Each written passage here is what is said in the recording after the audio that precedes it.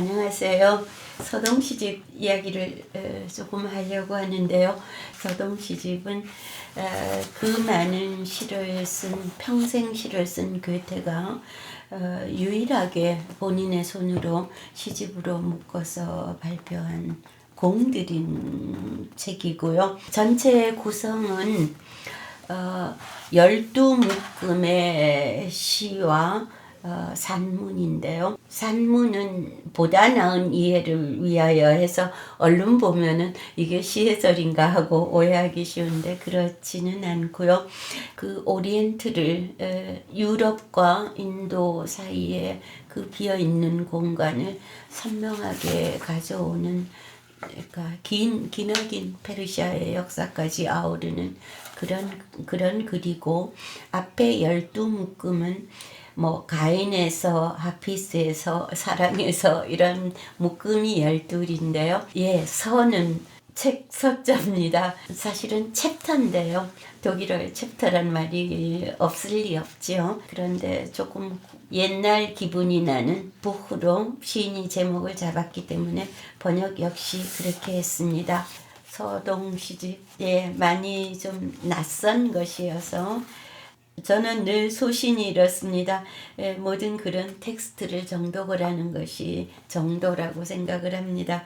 그런데 또 너무 낯선 텍스트를 정독을 하자면 또 조금 개관도 필요하고 또 누군가는 어떻게 읽었는가도 필요할 것 같아서, 그래서 제가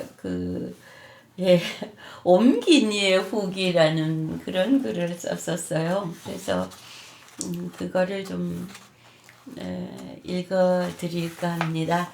옮긴이의 후기. 사연도 많은 서동시집.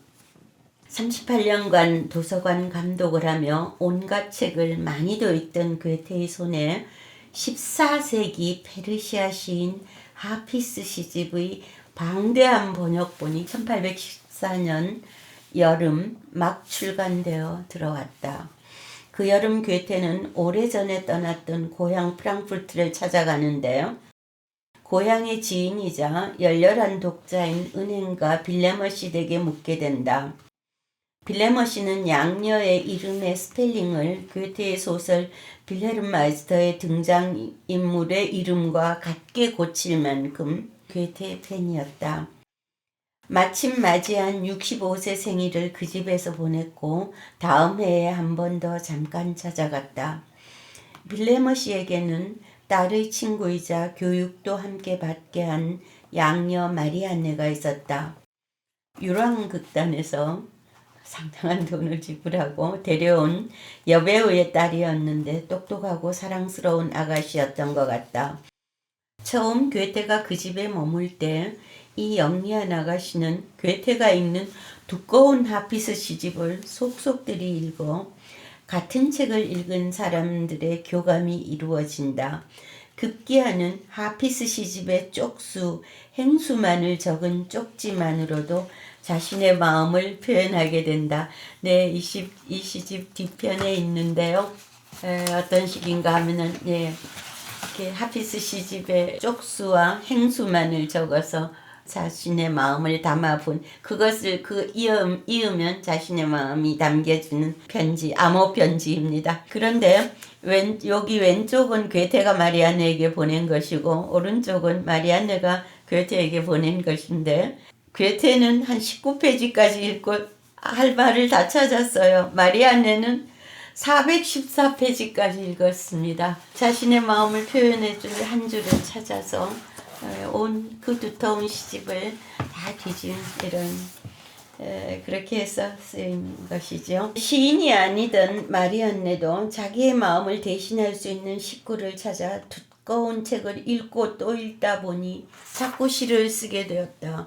그런데 다음 해에 괴테가 다시 프랑크푸르트를 찾았을 때는 빌레머시의 양녀 마리안네가 빌레머시의 아내가 되어 있었다. 괴테와 마리안네가 함께한 독서는 괴테에게서는 다시 시인의 감성을 활짝 열었고, 65세입니다. 당시로서는 많은 나이죠. 마리안네에게서는 없던 시인이 깨어났다.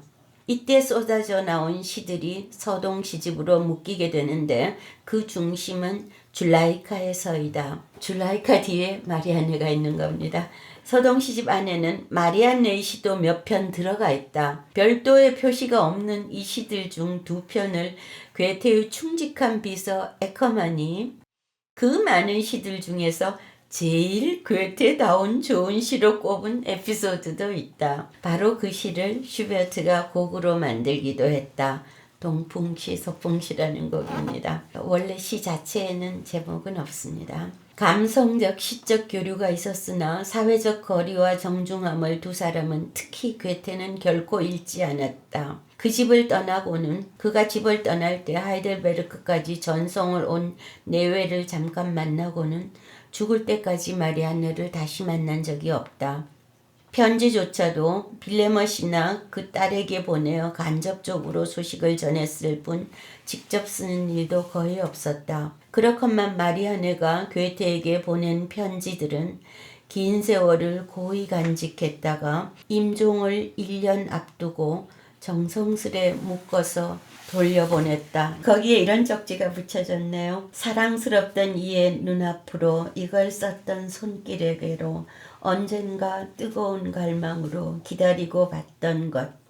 그것들이 솟구쳤던 가슴에로 이 종이들은 돌아가거라. 늘 사랑에 가득 차 거기 있었던 것. 가장 아름다웠던 시간의 증인들. 그래서 이 책의 그 마지막 장에 있는 이것이 지금 읽은 쪽지, 시 쪽지고 이거는 봉투입니다. 서동 시집은 출간되어 큰 주목을 받았지만 그 시집에 등장하는 줄라이카가 누군지는 아무도 몰랐다. 만난 지 40년도 더 지나 괴테가 죽고 빌레머시도 죽고 모든 관계자가 죽은 뒤 할머니 가면을 잠깐 쓴 듯 여전히 고왔다는 마리안네가 청년 빌헤름 그림에게 자신이 줄라이카로 밝혀 그 모든 것이 세상에 알려지게 되었다. 빌헤름 그림은요, 그림 동화를 수집한 그림 형제의 형입니다. 유명한 동문학자입니다. 그림 형제는 정말 동문학에 기초를 놓은 사람들이거든요. 근데 그가 청년일 때 마리안네가 자기가 서동 시집의 줄라이카라고 밝혔습니다. 그런 시적 교류가 이루어진 빌레머시의 게르버 뮬레 집은 지금도 여전히 프랑크푸르트 마인 강가에 서 있고 마리안네와 괴테가 마지막으로 만난 하이델베르크 성곽 난간에는 괴테의 시구를 조합하여 쓴 마리안네의 시구가 석판에 새겨져 박혀 있다.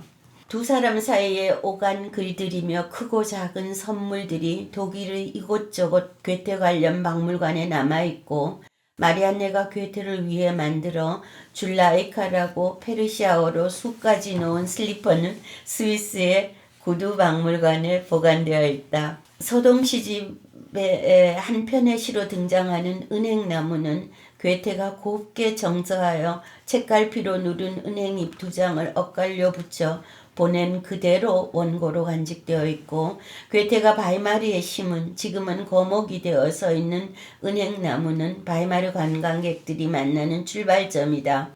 또 바이마르에는 은행나무를 소재로 한 온갖 관광상품이 가득하다.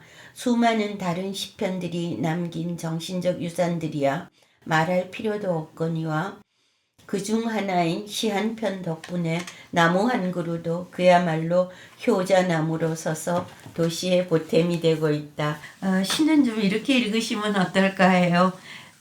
가인에서 중에 서시 중에 서시가 해지라였는데 가인에서 전체도 사실 전체 시집에 대해서 볼 때 좀 서시 같은 느낌이 있습니다. 해지라처럼 동방의 세계로 가서 그곳에서 그 사람들에게서 중요한 부적 같은 것도 보고 낯선 풍물들을 눈여겨봐요. 그러면서 삶의 지혜들이 막 나오고 이런 시편들이 가인에서여서 가인의 시서를 좀 읽어보시고 하피스 궁금하시면 하피스를 좀 보실 수도 있는데 사랑에서는 사랑이 많이 다루어져서 재밌고요. 그 다음에 성찰에서 불만에서 지혜에서 요 묶음에서는 지혜에서 정도를 보시면 어떨까 싶어요. 짧은 정말 지혜의 말들이 많이 있어서 그 다음에는 줄라이카에서는 정말 이 시집의 하이라이트인 것 같습니다. 그 정도로 해서 조금 좋은 시를 조금 찾아보시고 또 관심이 있으시면 조금 더 읽어보고 뭐 이런 식으로요. 그러니까 처음부터 끝까지 뭐 시를 완독 이렇게 하는 거는 좀 썩 좋은 읽기 방법은 아닐 것 같습니다. 그러나 산문편 보다 나은 이해를 위하여서는 정말 약간 공부하는 마음으로 좀 읽으셔도 좋을 것 같아요. 왜냐하면은 정말 오리엔트를 보여주는 건데 아주 독특한 글입니다. 괴테의 기술의 그 글쓰기 방법은 어떤가 하면은 너무도 자유로워요. 어떻게 자유로운가 하면은 줌과 포커싱이 계속 교차가 됩니다. 한 500년의 페르시아 문학을 딱 카메라 뒤로 보내서 촥 요약을 하는가 하면은 그러다가 또 한두 명쯤은 굉장히 자세하게 포커싱을 해서 그 디테일이 어떠한가를 하나의 예에서 좀 볼 수 있게 하면서 이 낯선 곳이 결국 괴테 당대까지 와서 어떻게 그 지금 교섭이 이루어지고 있는가 이런 부분까지 매우 자유로운 필치에 그러나 중요한 오리엔트 안내서기 때문에 어쩌면 산문편만 좀 읽으셔도 좋을 것 같다는 생각도 듭니다. 네, 그런 정도가 읽기 안내 정도가 될 것 같습니다.